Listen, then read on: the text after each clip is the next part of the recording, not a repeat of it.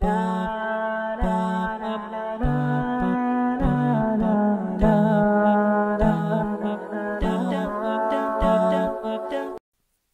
guys, welcome back to my channel. Today we'll do redox reactions, but I'll start with a homework from the previous video. So the first question was, which of the following compounds is achiral, which is not chiral? So the answer is A, because this was the structure that I had given you, and you can see that none of the carbons here have 4 different groups or 4 different bonds in this structure.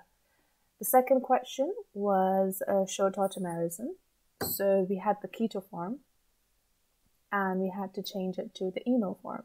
So you take the double bond from the O and distribute it between the 2 carbons. You get an OH group, and the carbon loses 1 hydrogen in order to make the double bond. Then the third question was, how many structural isomers of pentane do we have? So pentane was C5H12. We have 3 different types.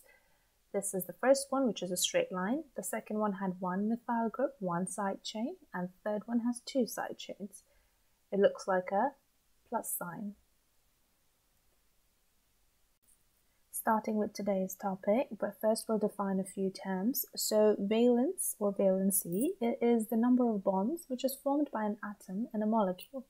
It is not charged. And then we have oxidation number or oxidation state, which is quite important. It is the charge of the element or the ion in a substance, and it is charged. Okay. Then we have the main topic, which is redox reaction. So what is a redox reaction? It is a chemical reaction in which the oxidation number of the atoms are changed due to the transfer of electrons from a reducing agent to an oxidizing agent. I will explain the agents later on.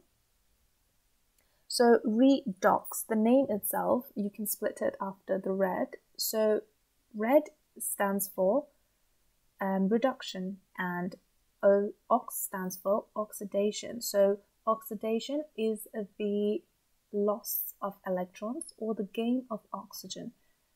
Reduction is the gain of electrons or the gain of hydrogen atoms.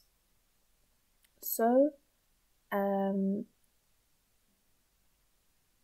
but pay more attention to the electrons, whether it is a loss or gain of electrons. So if an element is reduced, the oxidation state will decrease. If it is oxidized, the oxidation state will increase.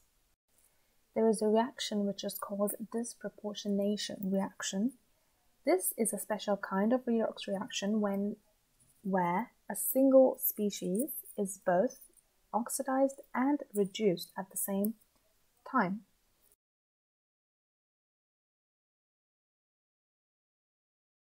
So for example, here is a reaction. We have chlorine with hydroxide giving you hypochlorous acid without the hydrogen, chlorine, which is chloride ion, and water.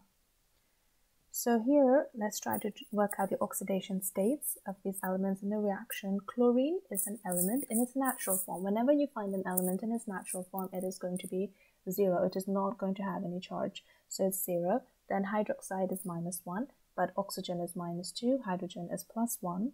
You need to know all these numbers.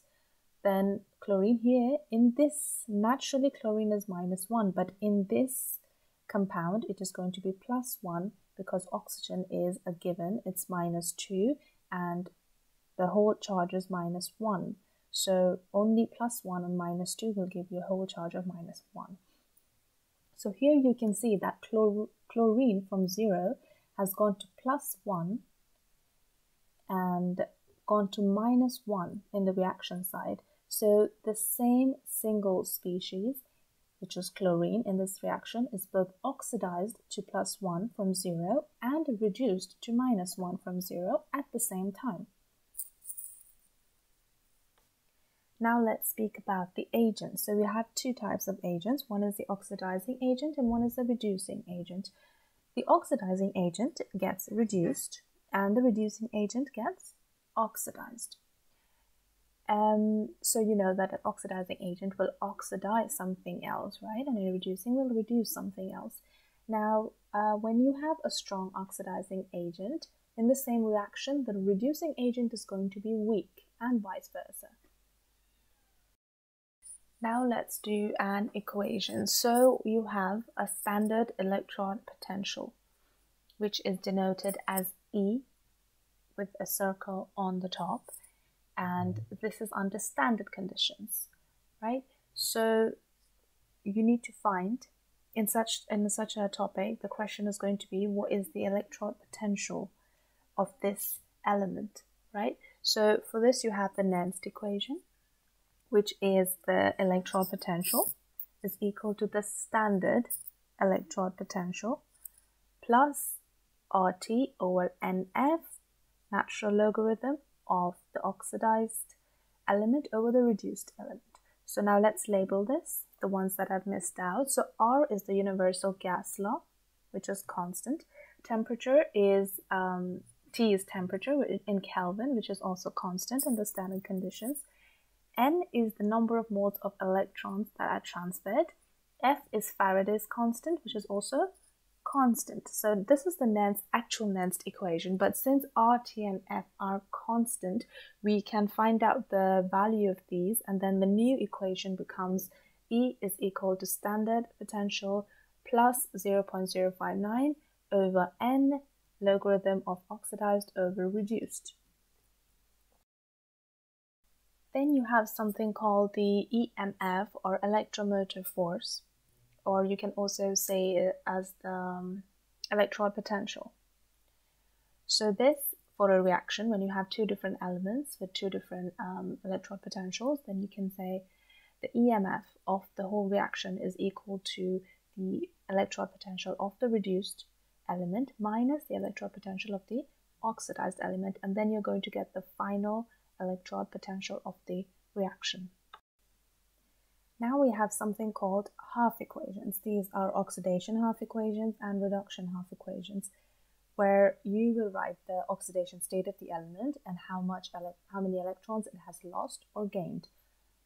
The reduced element is going to lose electrons, right, to become oxidized, and the oxidized element is going to gain electrons to reduce the element. So for example, if I tell you write the half equation for zinc, now we know that zinc is plus 2. So zinc, the solid reduced form, is going to give us zinc 2 plus is equal to, plus 2 electrons lost. So once Zn 2 plus gains 2 electrons, it becomes Zn solid, natural form. Then for example, now oxygen is the normal element is written as O2. So 1 oxygen is minus 2, 2 will be minus 4. So oxygen is a normal element. It has to get reduced. So plus 4 electrons will give us 2 oxygen atoms with 2 minus each, right? Then we can give another example of silver. Now silver solid will give us a silver plus 1, which is the oxidation state of silver, plus 1 electron. Now we will start balancing equations. Now when you talk about balancing equations, you're given a reaction where you need to have the same number of elements on both sides of the arrows. So the reactants and the products should be the same number. That is what you mean by balancing the equations. So for example, I'm going to give you a reaction and we're going to balance it together. So first draw a little table to make it easy. So on one side you're going to have the reactants and on the other side you're going to have the products. So each element, alright, so let's start writing each element down. So we have carbon, oxygen, manganese and hydrogen on both sides. Then you have to write the number of elements on the number of the atoms on each side. So we have 2 carbon, we have 8 oxygens, 1 manganese, and 1 hydrogen on the reactant side. Then we have 1 manganese, 2 hydrogens, 3 oxygens, and 1 carbon on the product side. Always start with oxygen. I believe it makes it a lot easier to find it because oxygen is the element that we mostly encounter, and the number of the elements, the number of the oxygen atoms is usually higher than the rest of the elements in the reactions. Okay, now we have 2 carbons on the reactant side. So on the product side, we can put a 2 in front of the carbon. That makes the oxygen 4, right? And then the total oxygen on the product side is going to be 5. 4 from the carbon dioxide and 1 from the water. And the carbon becomes 2. So now the carbons are equal, but still we're having a problem with the oxygen because we have 8 on the reactant side and only 5 on the product side. So let's try to work with the water. So we have 1 hydrogen on the reactant side and 2 on the product side. Let's try to make it 4. Why 4? Because we need 4 more oxygens to make it equal. So the 5 becomes 8. Now the oxygens are equal, the carbons are equal, the manganese is already equal. So now let's try to, we only need to fix the hydrogen. So if we put 8 hydrogens on the reactant side, then everything is balanced, right? So now we have 2 carbons on both sides, 8 on oxygen on both sides, 1 manganese on both sides, and 8 moles of hydrogen on both sides. And we have balanced this equation. Okay, now moving on to spontaneity. So this means that this determines if a reaction is able to proceed on its own or it needs some kind of activation. So in this topic, we're going to look at the electrode potential, right? If the electrode potential is positive, then we can say the reaction is more likely to be spontaneous. But if the electrode potential is negative, we can say that it is a non-spontaneous reaction. It needs some kind of energy to proceed. It will not proceed on its own. Now we'll move on to the homework. The first question will be, will zinc react with copper +2 ions in this following reaction? So I'm going to write the reaction side and you have to complete the reaction only if the reaction will proceed. So how do you proceed with this question? A will be to complete the reaction. B will be to write the half equations for each element involved in the reaction. Then I will give you the standard electrode potentials for each of the elements, and you have to find the EMF or the electrode potential for the whole reaction.